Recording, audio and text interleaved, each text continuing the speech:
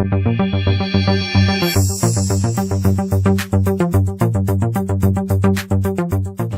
தமிழ் இனமே எங்கட தமிழை பேசுறதுக்கு ரொம்ப வெக்கப்படுது. ஆனா அப்படி இருந்தும் ஒரு நண்பர் இவர் எவ்வளவு அருமையா தமிழ் பேசுறாரு. பேசுங்க. உங்க பேர் என்ன சொல்லுங்க? என் பேர் ஆதாம். கொஞ்சம் கதைக்கலாம். இங்க கனடால இருக்கு நீங்க? இல்ல, நான் யூரோப் பிறந்தவர்.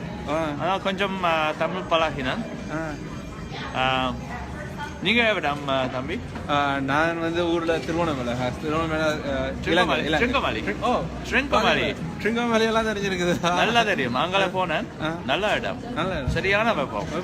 ஆமா, யாழ்ப்பாணத்துக்கு போய் இலங்கை மிகவும் நல்லது. நீங்கள் போய் பாருங்க. நல்லா பாத்தீங்களா எப்படி அருமையா தமிழ் எல்லாம் கிளியரா பேசுறாங்க. நாங்களும் இருக்கிறோமே இந்த நாட்டுல வந்து பாவங்களா.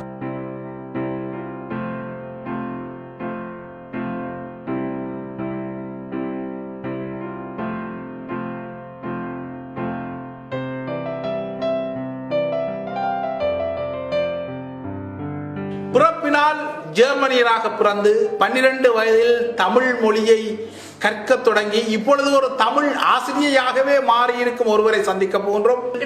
கிட்ட நிறைய தமிழாக இருந்தவ.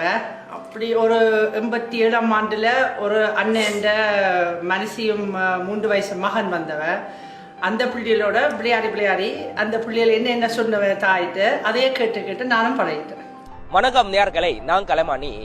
இப்போது நாங்கள் பெய்ஜிங் யுஎன்டம் பூங்காவில் இருக்கிறோம். மரார விழாவை முன்னிட்டு இங்கே பல நடவடிக்கைகள் மேற்கொள்ளப்படுகின்றன. எப்படி இருக்கீங்க மோகன்? வணக்கம். கிருத்திகை ஸ்தோத்திரம். Urvashi Urvashi take it easy Urvashi.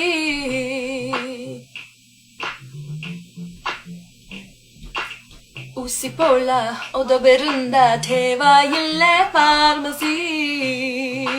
வெள்ளைக்காரனா சென்னையில் இருக்கேன், வெட்டைக்காரனா பார்க்க மாட்டேன். நியூயார்க் இருந்து வந்த தமிழ் நான் படிச்சேன், பட்வைசர் இல்லை கல்யாணி அடிச்சேன். ஸோ அம்மா அப்பா வந்து ஆரம்பப்புல இருந்து அந்த பிள்ளைகளோட தமிழ் மட்டும் பேசுவீனுமெண்டா அந்த பிள்ளைகள் என்னண்டு ஒரு 4-5 வயசு வந்த பிறகு தமிழ் மறக்கிறதுண்டு என்னால விளங்க முடியல. எனக்கு 3 பிள்ளைகள் இருக்கு. 3 பேருக்கு பிறந்தல இருந்து 4 வயசு வரைக்கும் வரும் தமிழ் தான் கதைச்சவன். எங்கட பிள்ளைகளுக்கு ப்ராப்பர் தமிழ் தெரியும். தமிழ் அழியாது, அது கண்டிப்பா தெரியும். ஆனா என்ன தமிழை காக்க போறது தமிழர்களா இல்ல வேறு இனத்தவர்களான்னு தெரியல.